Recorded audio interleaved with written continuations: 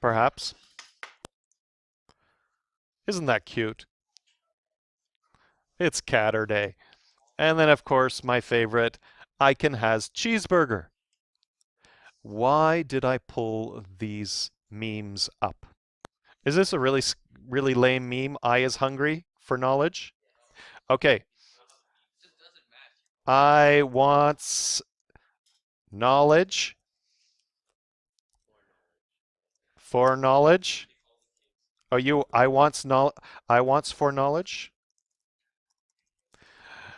So again, why am I showing you a meme generator when we're talking about print statement? The reason it's here is because I wants for knowledge is being printed. So let's try that once more.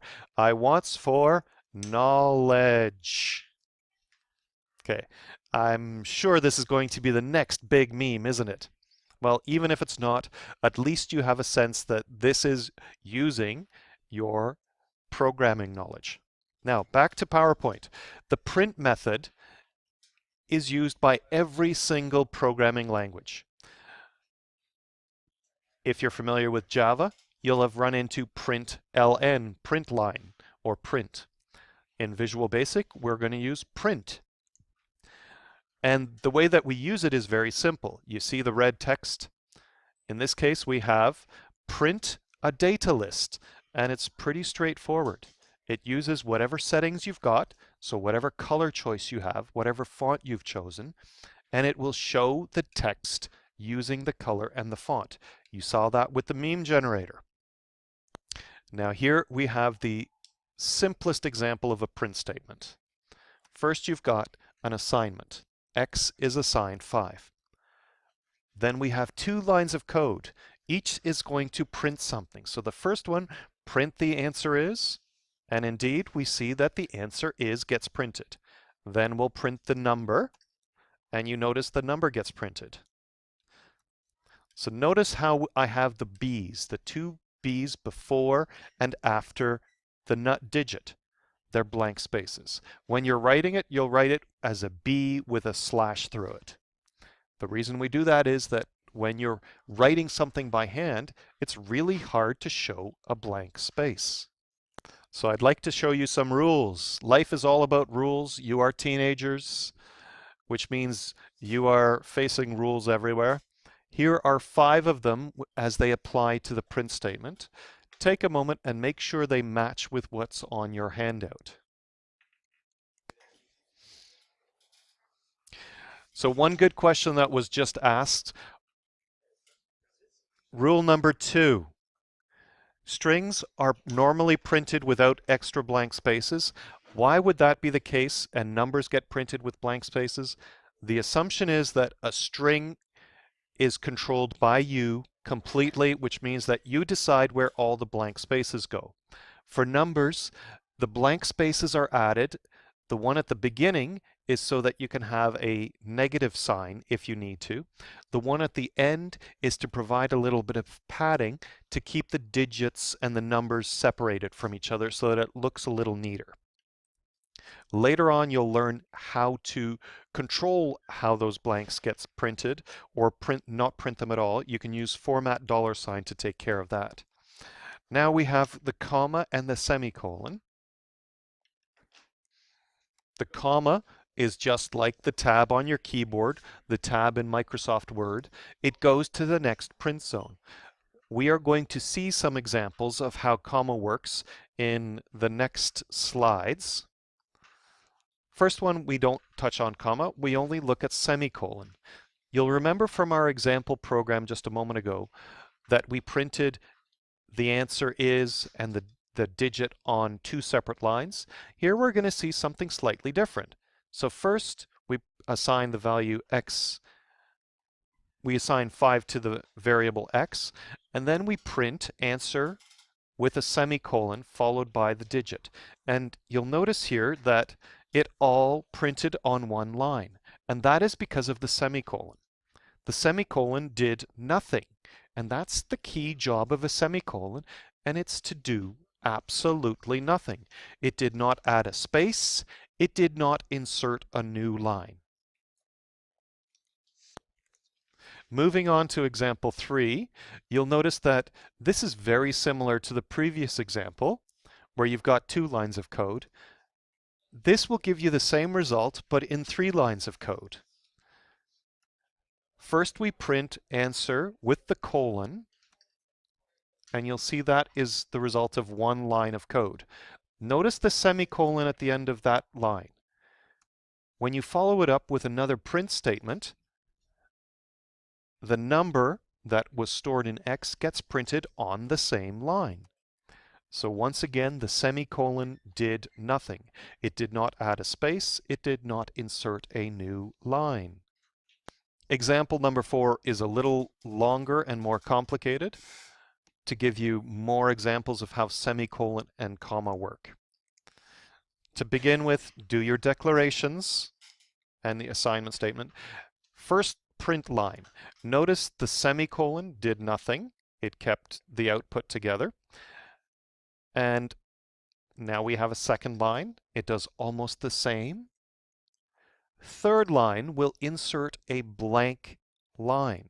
The third line of code inserted an empty paragraph. I'm using the paragraph symbol to show that there's nothing there. If you were to do this on the computer, you would see just a blank line. We have our fourth line, and notice the comma. In this case, the comma jumped the cursor to the next print zone. And the first print zone starts at 1, the second print zone starts 14 characters later at print zone 15. So you'll notice that it worked exactly like a tab. So you'll notice that in column 15, you get a blank, and in column 16, you get an 8. And that's a function of where the comma placed all the second part of this line. Now we have 2 further lines that are going to result in 1 line of output. And you'll notice that the semicolon once again does nothing. To finish things off, I have a question for you. And I'd like you to predict where we are going to see that next character. Is it here at location A or here at location B? Where will the next character print? It is location B. And the reason for that, take a look at that last line of code, print x subtract y. At the very end of that line, is there a comma or a semicolon? No. Which means that it forces the cursor to the next line. The next line will start at B. Okay. Here's an example number 5. I will show you the final output for it and leave it up to you to copy it. I don't want to go through the individual details of this particular one. You have this on your handout. There's nothing to copy here. You are going to get 3 methods. But before we go to the 3 methods, I want you to get familiar with 2 concepts. We've got variable width fonts and fixed width fonts. And if we look at our font here, you'll notice the default is Calibri, which is a variable width font. And a fixed width font is Courier New.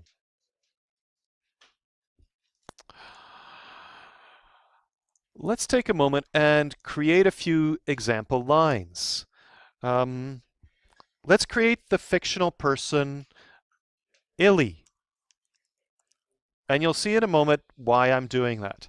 Illy is ill.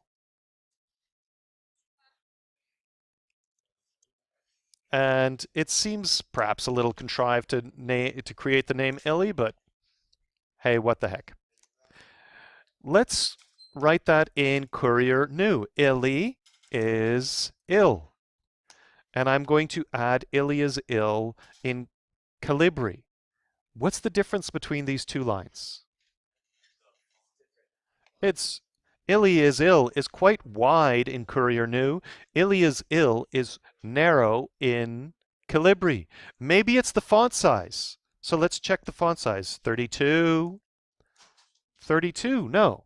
Okay. Maybe it's just because they're two different fonts. I should change the font size. So let's try to get Ilia's ill to be the same width in Courier New. No. They're obviously different font sizes now. I had to bring this down to font size 14. So that doesn't quite work. So let's go back to 32. Ilia's ill. Let's try another silly one. And let me give us space. How about auto is odd? Okay. And let's try auto is auto. Come on, give me Calibri. Ill. There we go. Auto is odd in Calibri. So suddenly it gets a little wider. And let's go for something. Instead of auto, let's just use M's to represent the letters. M, M, M, M, M, M. There we go. And let's try the same thing in Calibri. Capital M, M, M, M, M, M, M, M, M. Same font, same size, different widths. Yes. When would you use a fixed width font? Is anybody in here taking accounting? Have you learned ledgers? And in ledgers, perhaps you want to have the ones, the tens, the hundreds, the thousands, all those columns line up neatly. The same thing with the decimal, the same thing with the dollar sign. It makes it easy to do addition and subtraction, which is a key part of accounting. You would use a fixed width font to make sure that everything lines up neatly. For Visual Basic, in grade 10, I expect you to continue using Courier New and only use Courier New as the font. Only Courier New.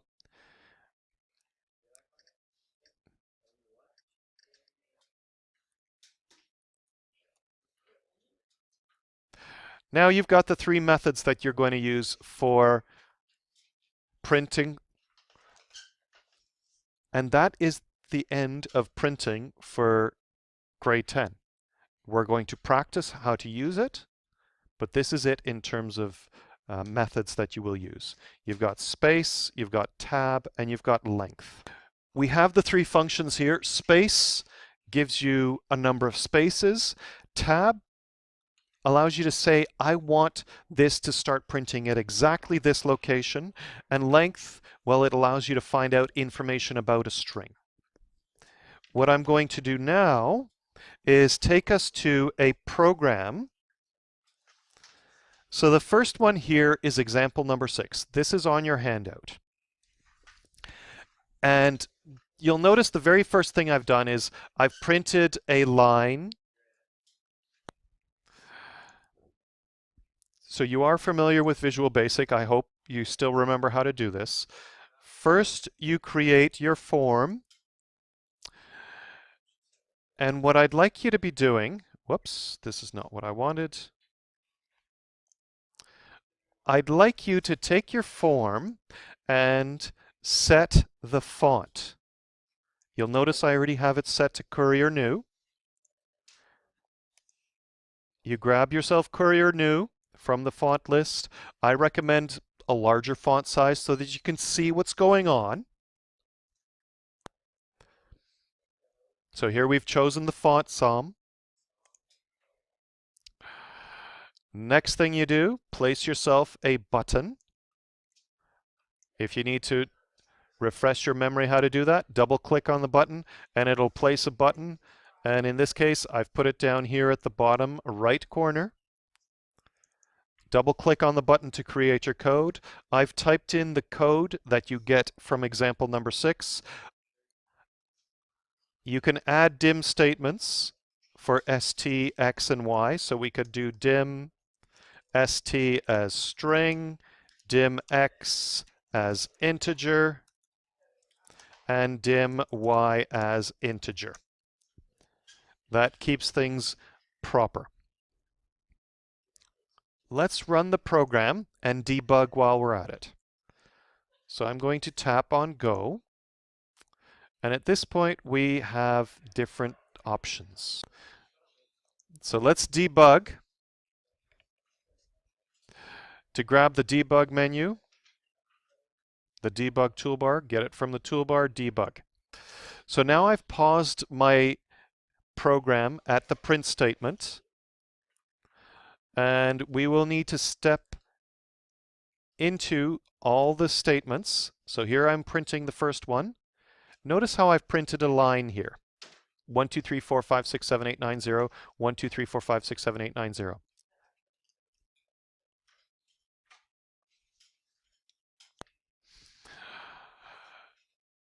Step into the next function. So we're assigning variables at this point. Our first print statement, notice how we've got semicolons. And then we finish off with no semicolon or comma at the end of the line. So let's take a look at what's come out so far.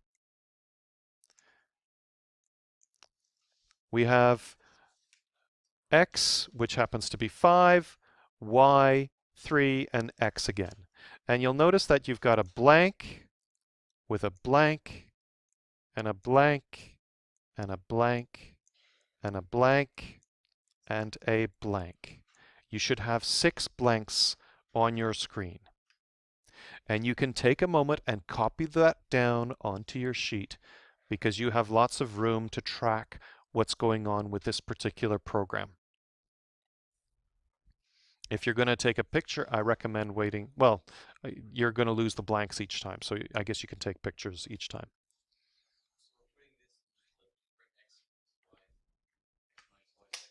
Yep. Now let's take a look at what happens with this next line. Instead of a semicolon, I've got a comma. And you'll notice that again, we have our number printed with blanks sandwiching it. And then the comma tells the program, go to the next print zone, which starts at column 15. And again, there's a blank in column 15, followed by the digit, followed by a blank in column 17. You've got this written down, Connor?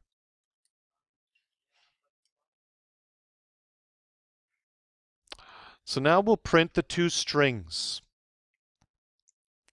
So first step, print the first string with a comma, by. Do it again, and notice how by got pushed to the next print zone, and notice how it started printing in column 15. Strings do not have any extra spaces as padding. We're going to do the same thing for hello. We're going to first print a hello, followed by a second hello, separated by a semicolon. So here's the first hello that just got printed.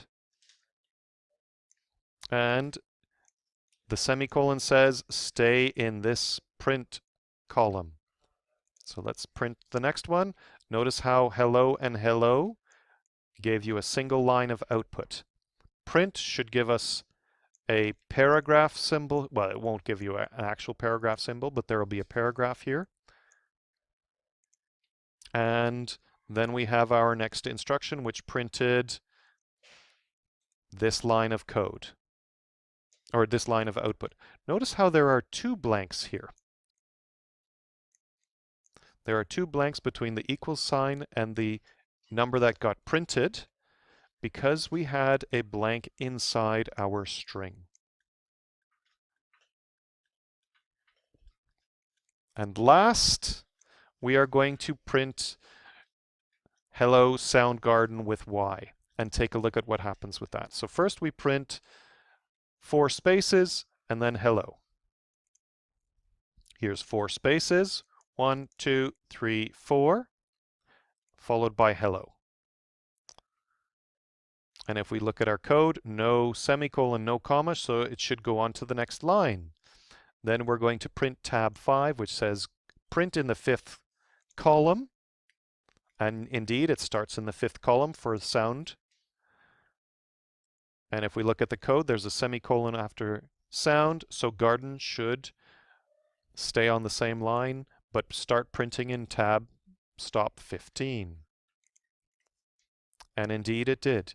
Garden lines up nicely with column 15. And last, this is where you need to put on your thinking caps. Semicolon says stay on the same line. So the next thing that prints should print on this same line with Soundgarden. But, and we're about to see something odd, we're told print tab 5. So I'd like you to take a moment and predict where tab 5 will be. Is there a tab 5 on this line? Or do you have to go to the next line to find tab 5? And yes, you have to go to the next line to find tab 5. And this will be something that catches you off guard, where you print Y. So that was example number 6. For your homework, I'd like you to complete the lesson 22 package, What is the Output? First, try to predict the output based on the rules that you've just learned. Double check that output by creating those programs in Visual Basic. You've been given the code, you've been given variables. As long as you're using Courier New for your output, you should have no problems double checking your output. And if you do like I did and print this line that I've highlighted here, you should be able to organize your output and track what column contains what piece of information. So that's the print 1, 2, 3, 4, 5, 6, 7, 8, 9 all the way up to however much you need.